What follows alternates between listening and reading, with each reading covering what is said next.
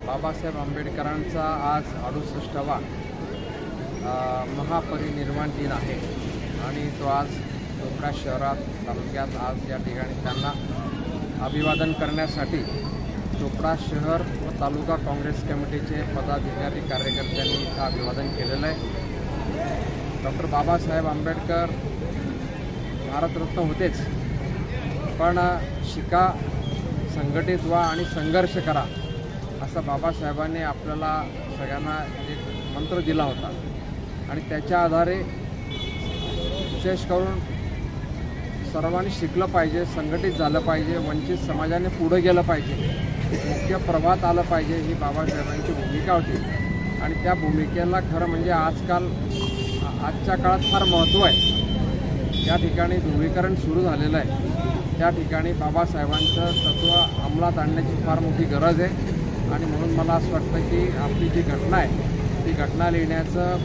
प्रचंड मोठं काम बाबासाहेबांनी केलं आहे। आज पूर्ण जगात बाबासाहेबांनी लिहिलेली घटना आहे तिला कुठेही तोड नाही।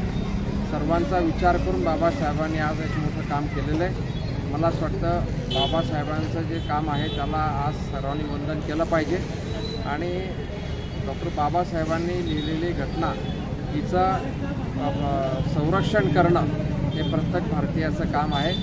मला असं वाटतं की आज आम्ही सर्व काँग्रेसवाले त्यांना अभिवादन करत आहोत।